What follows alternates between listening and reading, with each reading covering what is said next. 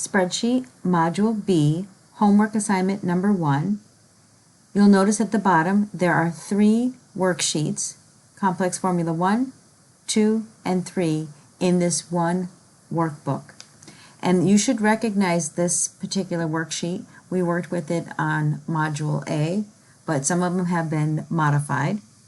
So the first thing we're going to do is click in F6, and we want to add the sales for January, February, and March. So you can click the auto sum, and the formula should be automatically equal sum C6 through E6. Check, which is enter in the formula bar, and then go ahead and drag it down. If you drag it all the way down, it's not going to add anything in the last one because there's no numbers to the left of it. That's okay because it'll be fixed once we start adding the columns. So we're going to add all of column A. I'm going to use my alt equals, and it should be equal sum C6 through C13. Check, and you'll notice you get your first number, and then go ahead and drag it across, and there you have your completed worksheet, worksheet number 1, Complex Formula 1. And I'm just looking at the formulas. This is relative cell reference. It's always C through E, but the rows change. So let's go to Complex Formula 2 and go ahead and click in G6. And this is the one where you add the January sales plus the February plus the March, and then you subtract the returns.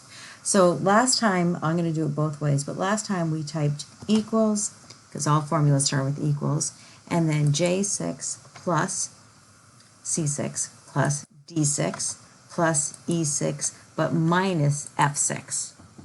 And then you'll have your answer, 22,996. So I added the 3 months, January, February, March, and then it subtracted the returns. So if you double click, you'll see the rangefinder, so the colors coordinate and they match, and then you have math operations.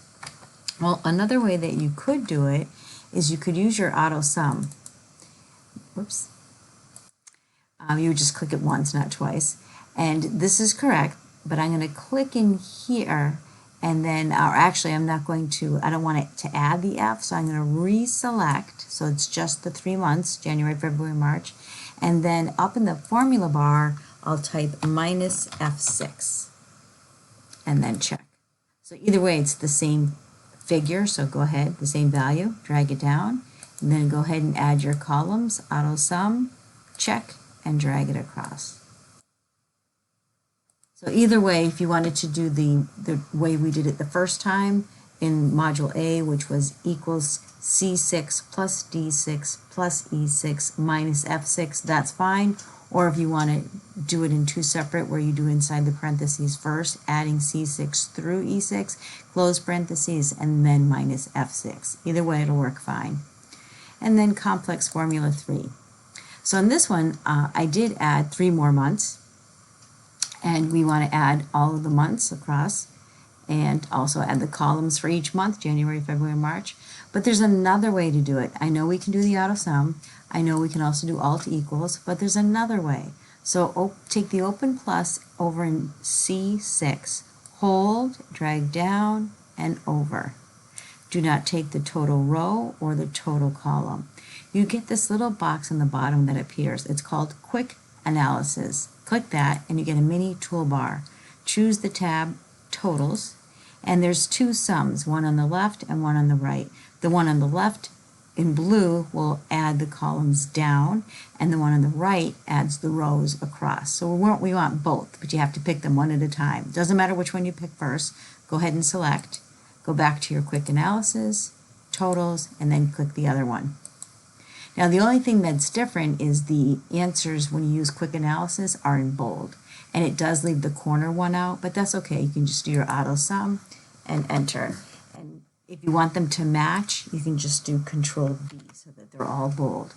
And if you look at your formulas, up in the formula bar, it is the sum of C6 through H6, and it continues C through H, just the row changes, and then you have your column rows, 6 through 13, D, E, F, and so forth. So I'm going to, if you hover over here, this is way over on this side, so I'm going to take the open plus, hold, and drag over. Nope, just that those those cells right there. Go to the edge, any edge, and you can move it, and we'll just move it right over here.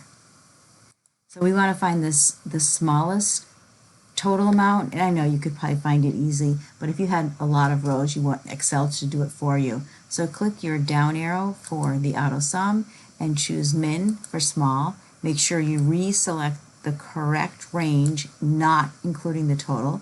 So it should be I6 to I13, enter. Now we'll find the largest value in the total sales, so max. And again, you have to select the correct range and then enter. And then the last one is the average of all the monthly sales. So click your down arrow, average, and you're going to start way over here in C6. Only go to 13, do not take any totals, and all the way to June, and enter. Now let's go back to complex formula 1, and let's see how this would look if we were to print. So file, print, and you notice it's up on the far left-hand side, and it's only showing one worksheet. Where's the rest? If you wanted to see the other two worksheets, you would have to choose from here, print entire workbook, and then you would see all of them. It's probably 4 pages long because some of them are longer than others. But I'm going to go back to just the active worksheet, which we were on.